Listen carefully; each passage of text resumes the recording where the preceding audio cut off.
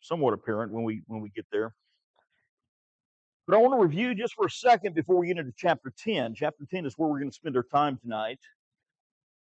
In chapter 9, you might recall that chapter 9 ended with punishment that was going to come upon Samaria, upon Israel, upon the northern kingdom.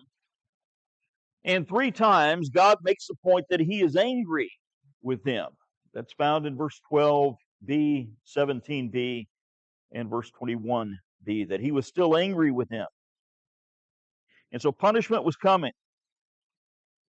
Chapter 10, what I want you to see as you open up to chapter 10 is it is a continuation, the first 4 verses anyway, or a continuation of where we left off. The chapter break comes, I think it is kind of an unfortunate moment.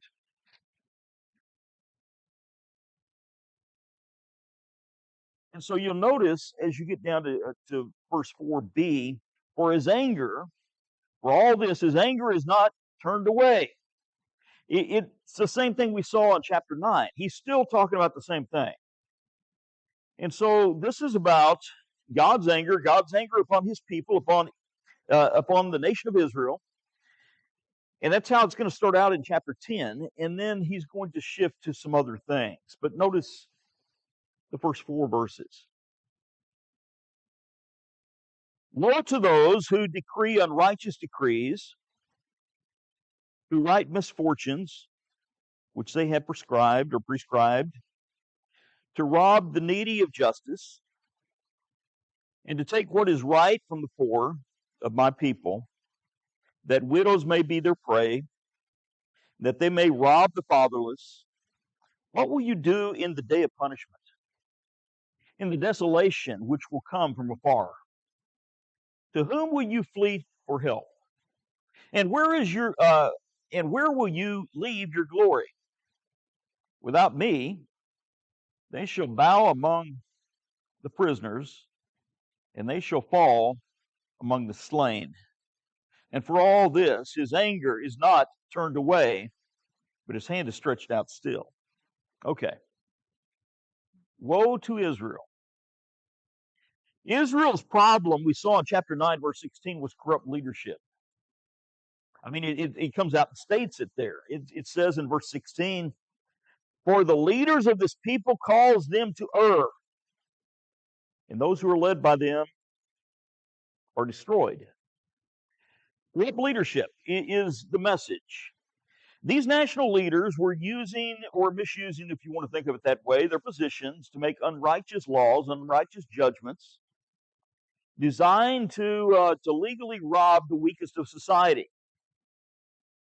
Now, we've seen this before in the book, this type of language. You saw it back in chapter 5, verse 23.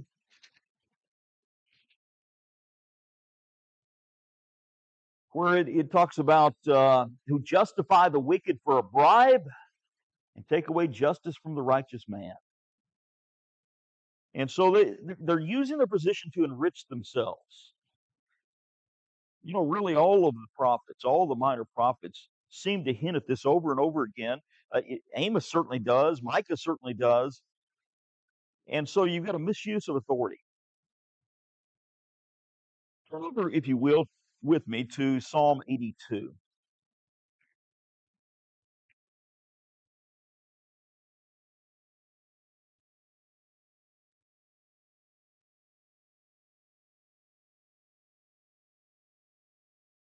Verse 1. God stands in the congregation of the mighty. He judges among the gods. He's talking about judges, people who have position of power. How long will you judge unjustly and show partiality to the wicked? Defend the poor and the fatherless, do justice to the afflicted, the needy, deliver the poor and the needy, free them from the hand of the wicked. Verse 6. I said you are gods, and all of you children of the Most High, but you shall die like men and fall like one of the princes. You think you're great, you think you're mighty. Yeah, you've got a great, powerful position, but in the end, you're going to die, and you're going to die just like men do, whether they're small or whether they're great, you're going to fall. And so This is a recurring message throughout the Bible, that God cares about the weak. He cares about people who lead a country, and He cares about how they use their position. So the question is asked, what are you going to do in the day of punishment? Verse 3. What are you going to do when it comes time for you to be punished? And I think that's a great question for everyone to contemplate, because there is a punishment, a judgment coming. And he says, in essence, that these mighty men, they're going to find themselves without help, and they're going to find themselves humbled. They're going to be bowed down. And that language occurs a couple of times back in chapter 2, verse 11, chapter 2, verse 17. It comes up here again. When you're studying, just look for reoccurring words, and it kind of explains it. But you're going to be bowed down in captivity is what you're going to be. You're going to be humbled. All right. So there's a woe upon these wicked leaders. Any thoughts there you want to talk about before we shift to Assyria? Because I think that's where it gets, that's where I want to spend my more of my time tonight, is the concept of what he says about Assyria. But what thoughts do you have here upon corrupt leadership?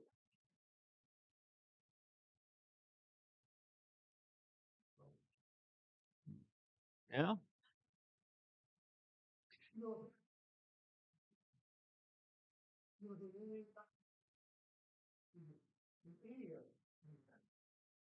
Yeah.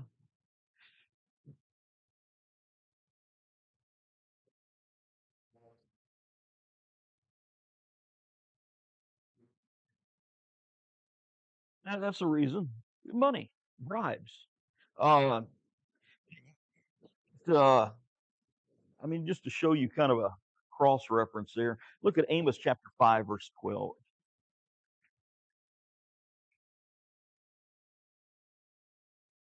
Amos 5:12.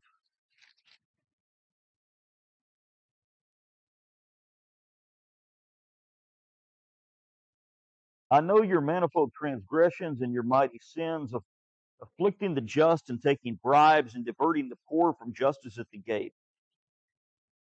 Money. Judgment is for who pays me the most. My legislation is for who pays me the most. Um, Folks, that still goes on, doesn't it? And so, who's going to benefit me? You go ahead and read it. I've already turned. Go ahead and read it if you get it open.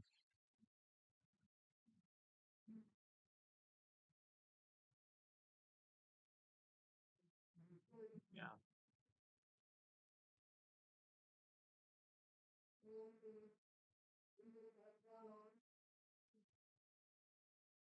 Are we supposed to be silent about evil?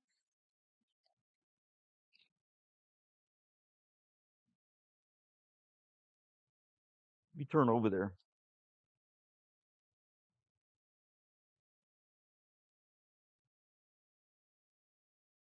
Yeah, what he's talking about is that people are afraid to speak. They're afraid to speak up. Um, because if you do, you're going to be in trouble. Now, I'm not saying that's the right thing. He's just describing the way it is. That's how much their leaders have intimidated the people. Doesn't they go on in the world?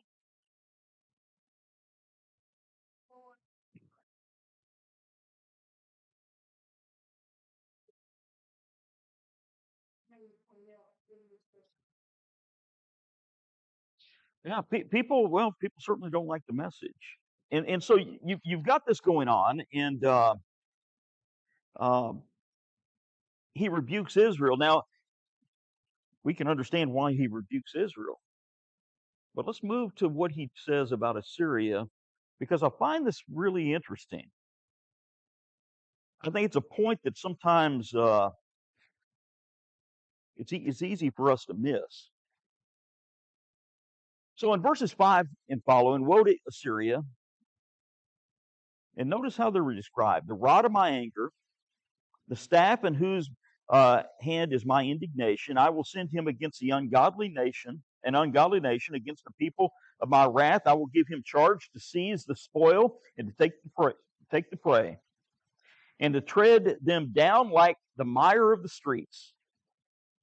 Yet they do not mean so, nor does his heart think so. But it is in his heart to destroy, to cut off not a few nations.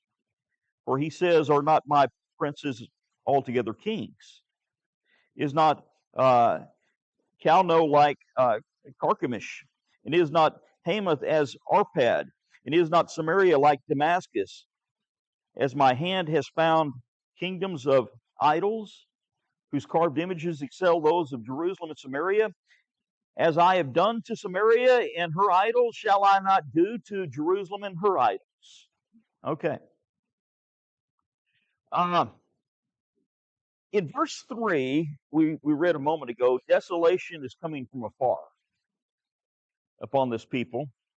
In verses 5 and 6, we find out what he's talking about. The Lord's sending Assyria. He's sending Assyria to punish an ungodly nation. Of course, he's talking about Israel. And God's providence is behind what's going to take place. God's providence is behind their punishment. Assyria is pictured just like Babylon is later, Nebuchadnezzar particularly, the king of Babylon. Assyria is pictured as a tool in the hands of an angry God. He is the rod of my anger, verse 5, the staff of my indignation. And so Assyria is doing work for me. But they don't know it. They don't know this is the case. Verse 7. All Assyria intends to do is conquer many nations. And then you're exposed a little bit to Assyria's pride. He talks about my princes, my captains, it could be rendered, are all as powerful as kings of most nations. And there's boasting in the conquest that take place there, verse 9. And the idols of many kingdoms have fallen before me. And in essence, what's being said in verses 10 and 11 is what God's going to stop me. You might remember Pharaoh saying something similar. Who is God that I should serve him? But since we're talking about Assyria, somebody look over to 2 Kings and read 2 Kings 18, 31 through 35. 2 Kings 18, 31 through 35.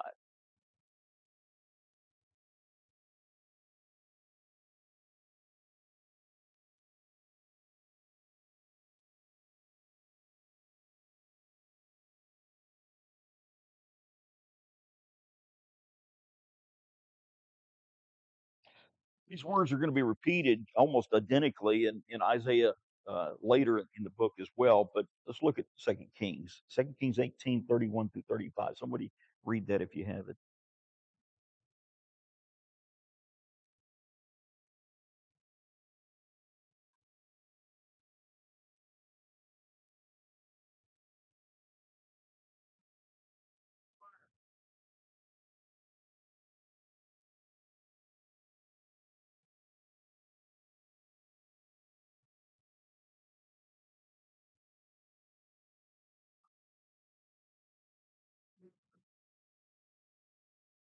Okay. And then he goes on from there to talk about nobody's been able to stand me. Nobody's been able to resist me. Don't let Hezekiah fool you in this thinking that somehow you're not going to fall the same way that everybody else has fallen, who who has who have conquered before you. Verse 33. Has any of the gods of the nations at all delivered its land from the hand of the king of Assyria? And he mentions the various gods that he's gone into the land. You think you think Jehovah is going to deliver Jerusalem from my hand? Verse 35. They've got information. You'll see this when we get to chapter 36 and 37, bad information, but the king of Assyria, his representative, is even going to say, Hezekiah has offended your God. He's taken away the high places. Well, they totally misunderstand. The taking away the high places was not an offense to Jehovah God. It was an offense uh, uh, to idol worshipers is what it was, but he's got it all confused. But nevertheless, his point is that there's not any God who's going to be able to withstand me. Now, I want you to think about this picture. You've got Assyria. God's using Assyria. I'm not going to get too graphic with the depiction of Assyria for you. I really don't want to sicken you too much. They were an evil people. He took the skin of people, inflated it, and put it upon the walls and stretched it out. I mean, they were an evil, evil, evil people. And God used them. Keep it in your mind. I'm not finished with the thought. Let's continue our reading, and then we're going to come back and discuss this. So in verse 12, therefore it shall come to pass, this is chapter 10, verse 12, when the Lord has performed all his work on Mount Zion and on Jerusalem, that he will say, I will punish the fruit of the arrogant heart of the king of Assyria and the glory of his haughty looks. For he says, by the strength of my hand I have done it, and by my wisdom, for I am prudent. Also I have removed the boundaries of the people and have robbed all their treasuries. So I put down the inhabitants like a valiant man. My hand is found like a nest, the riches of the people. And as one gathers eggs that are left, I have gathered all the earth. There is no one who moved his wing, nor opened his mouth, even a peep. Shall the axe boast itself against him who chops with it, or shall the saw exalt itself against him who saws with it? As if a rod could wield itself against those who lift it up, or a staff could lift up as if it was not wood. Therefore the Lord of hosts will send leanness among the fat ones, and under his glory he will kindle a burning like the burning of a fire. And so the light of Israel will be for light, and the Holy One for a flame, and I will burn and devour his thorns and his briars in one day. And it will consume the glory of his forest and of his unfruitful field, both soul and body. And they will be like as when a sick man wastes away. And then the rest of the trees of his forest will be so few in number that a child may write them. Okay.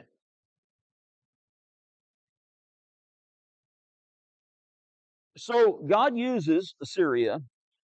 Now God punishes Assyria after he's used Assyria. There is a principle here I want you to think about. Just because God uses a person or a nation in his providence to accomplish something, and even if he used it for a long time, does not mean that person or nation is necessarily right with him. Let's consider a few examples. Joseph's brothers. God used Joseph's brothers to get Joseph down into Egypt, didn't he? They meant evil, he meant good. Was he pleased with what they did? Oh, how could he be?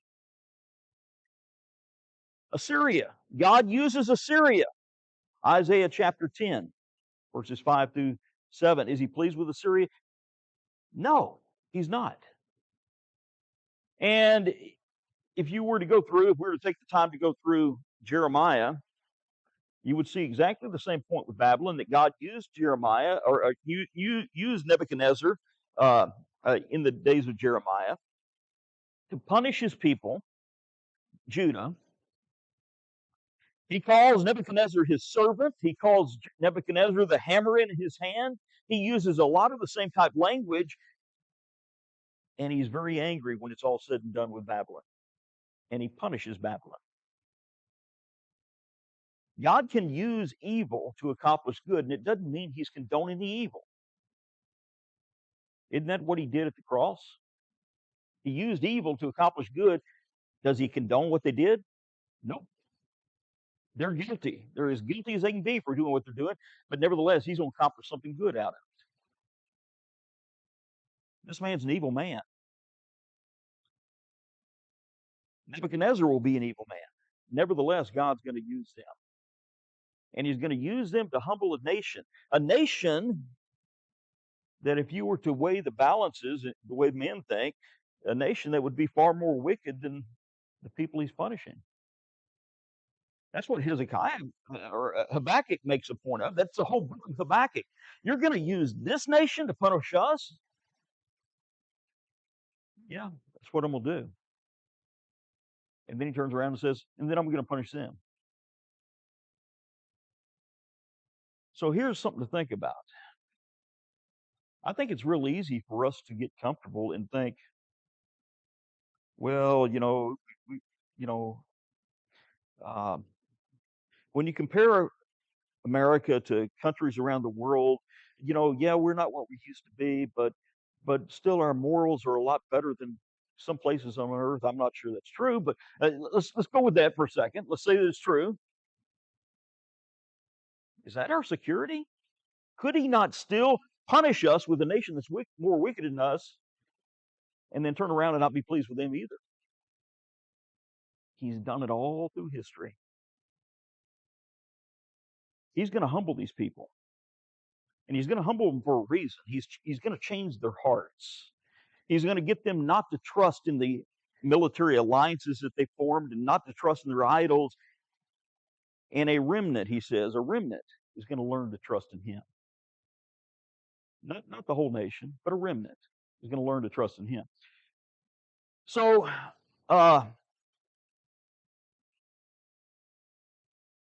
thoughts on that? Anybody have any thoughts on that concept that God can use wicked people in his providence?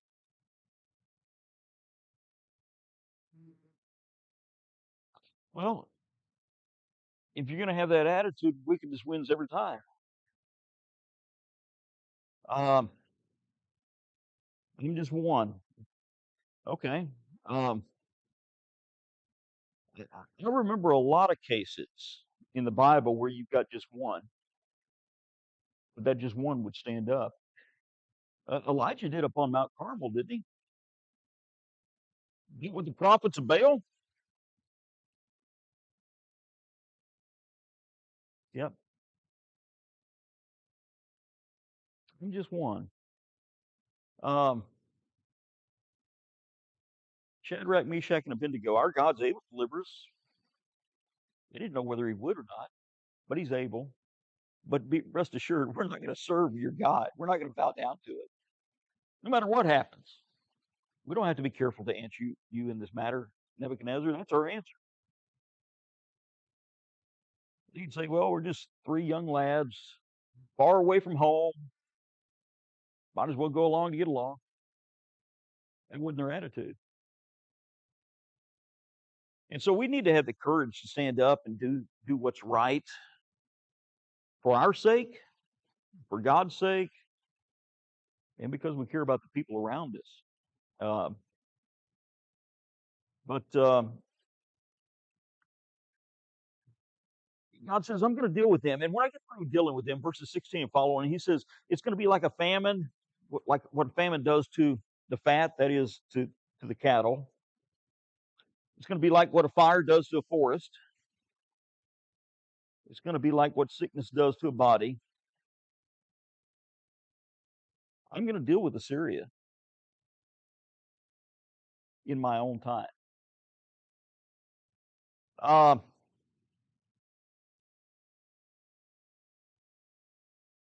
course, Babylon, ultimately, the Medes and the Babylonians would conquer Assyria in 612. That's pretty far in the distance. He may have something a whole lot closer in mind. Somebody read Isaiah chapter 37, verses 36 and 37.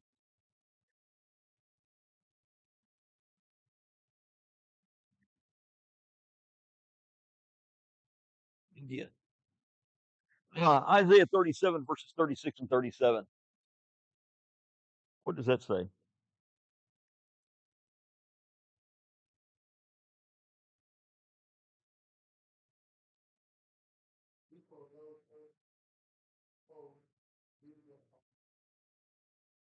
Okay.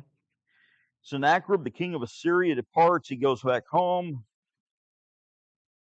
He returned home and remained at Nineveh. And then it goes on to talk about how he was killed. God's going to destroy the Assyrian army, and he's going to send them back home.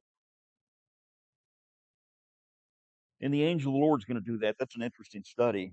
I think we talk about that next Wednesday morning. And I want to spend a little time upon that in our class. But nevertheless, God uses evil sometimes to accomplish good. The Most High rules in the kingdoms of men. He does what he wants to in his providence. And he's doing it for his plan, to work his plan. So let's look on down to verse 20 and following. You've got the remnant. And it shall come to pass in that day that a remnant of Israel, and such as have escaped from the house of Jacob, will never again depend upon him who defeated them, but will depend upon the Lord, the Holy One of Israel, in truth. The remnant will return, the remnant of Jacob, to the mighty God. For through your people, O Israel, for though your people, O Israel, be as the sand of the sea, the remnant, a remnant of them will return. The destruction decreed shall overflow with righteousness. For the Lord God of hosts will make a determined end in the midst of all the land. Okay. So you've got a remnant. Earlier in this chapter, we saw the overflowing desolation that was coming from Assyria. And if you were to go backwards into chapter 9, that flood goes all the way into Judah as well, up to the neck. Just about wipes out Judah. And then we've got this message that there's going to be a remnant that survive and that return. How does that tie in with what's been said earlier? Anybody remember?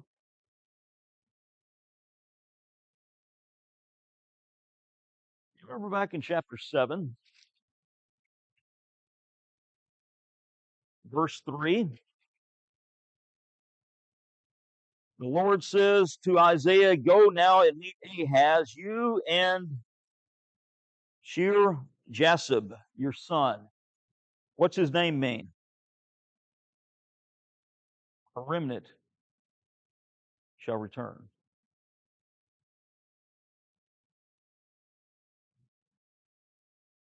Of course, this was prophesied of biblically long before this. In Deuteronomy chapter 4, verses 27 and following,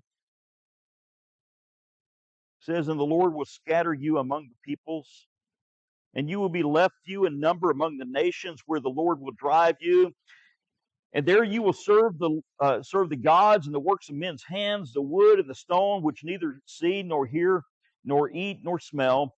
But there you will seek the Lord your God, and you will find him if you seek him with all your heart and with all your soul. And when you are in distress, all these things come upon you in the latter days. When you turn to the Lord your God and obey his voice, for the Lord your God is merciful, he will not forsake you, nor destroy you, nor forget the covenant of your fathers which he swore to them." In other words, you're coming back home. That's repeated in chapter 30, verses Deuteronomy 30, 1 through 8, and it's referenced in Jeremiah chapter 29. That is, you're going to go into captivity, and when you turn to me with all of your heart, I'll hear you, and I'll bring you back. Why? Because I promised something through my covenant. What was the covenant? In you, all the nations of the earth shall be blessed. He's going to bring a Messiah into the world. And so he's going to bring them back home. And so they're going to return from captivity. But the message here is that a remnant would return, and he's not talking about returning to the land. He's saying a remnant will return to the Lord. They're going to learn to trust me. They're going to learn that their military alliances is not where their their strength is. They're going to learn to place their trust in me. And they're going to return, he says in chapter 10, verses 20 and 21, to the mighty God. He talks about Jehovah speaks, and he says they're going to return to the mighty God.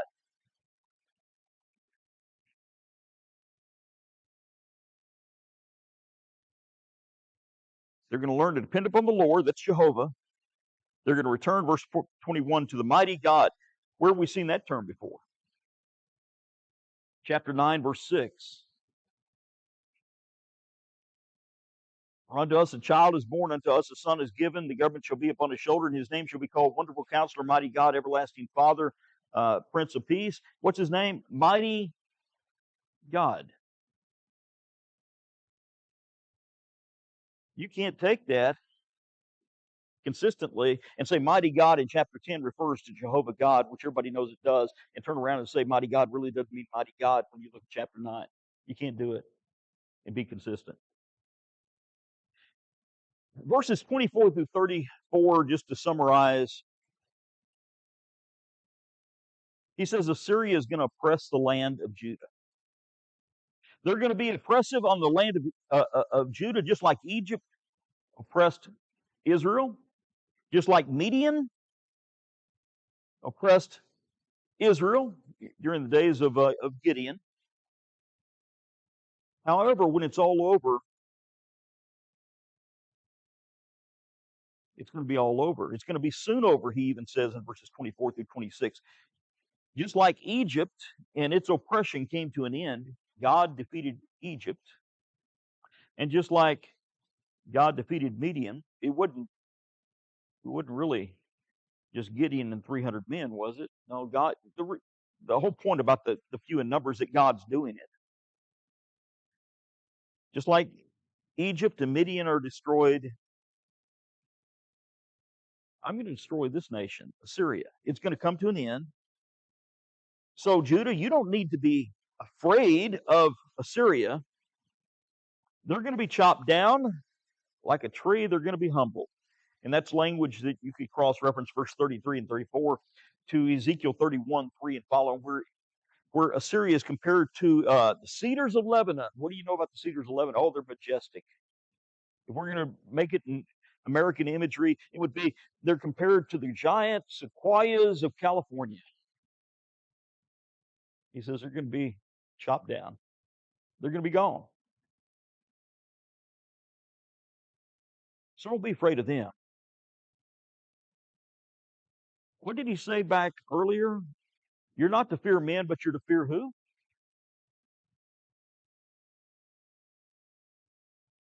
Chapter 8, verse 12 and 13. Do not say a conspiracy concerning all that people call a conspiracy, nor be afraid of their threats, nor of their troubles. The Lord of hosts, him you shall hallow. Let him be your fear. Let him be your dread. If you want to respect somebody, if you want to fear somebody, I'm telling you, putting in the wrong places, you're fearing men. And the one you need to always set apart, count holy, and count someone worthy of respect, it would be the Almighty God. Peter refers to that in his writings, to that very passage. When he says, sanctify the Lord God is in your hearts and be ready always to give an answer to or defense to anyone who asks you for the hope of the reasons within you with meekness and fear. That's the passage he's referencing. Isaiah chapter 8, verses 12 and 13. So, that's your lesson. Is there wickedness in this world? Yep. There's wickedness in this world. I would suggest to you, if you look at biblical history, there's always been wickedness in the world since Genesis chapter 3. Yeah, there's wickedness in the world. What's he telling them here? That's okay. I'm in control. So whatever this world throws at you, no matter how wicked it looks, God's in control. He's always in control. He's providentially working his plan that he was then. And you may not always understand the plan, but he's working it. And ultimately it's for good. So put your trust in Him. I think that's a message. So with that said, we want to extend the invitation. It may be that you look at the troubles of life and it's a little overwhelming at times. I would encourage you to put your trust in Him. And I would encourage you, he says, what are you going to do on the day of punishment? I want you to understand that there's a day of judgment coming, and we need to prepare ourselves. We need to be right with Him on that day. And He provides a way to do that. If you want to talk about that, we can do so. But my question is, are you ready for that day? You need to respond. Won't you come at this time while we sing?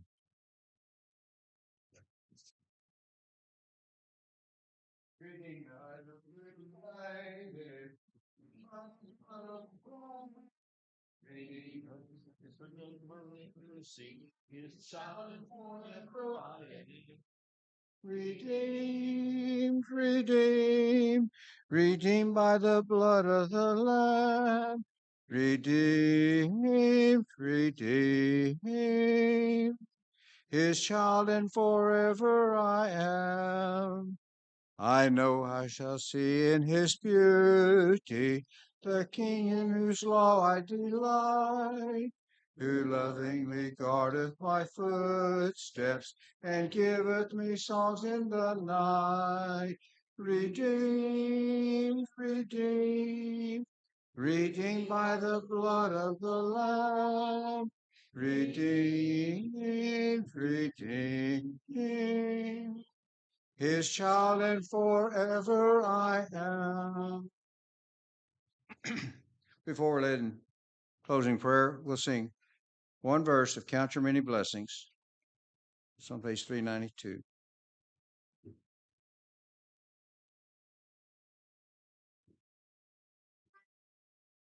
When upon life's billows you are tempest tossed, when you are discouraged thinking all is lost, count your many blessings, name them one by one, and it will surprise you what the Lord hath done.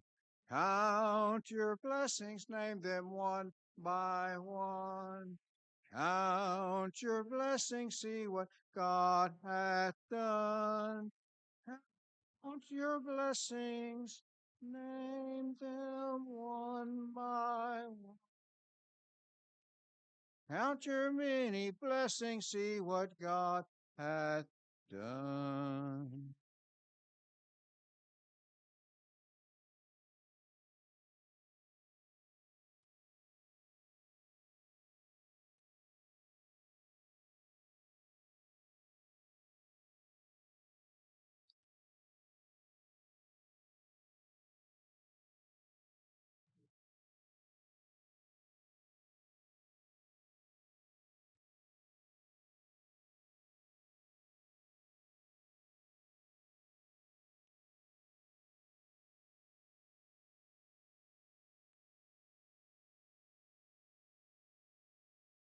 Amen.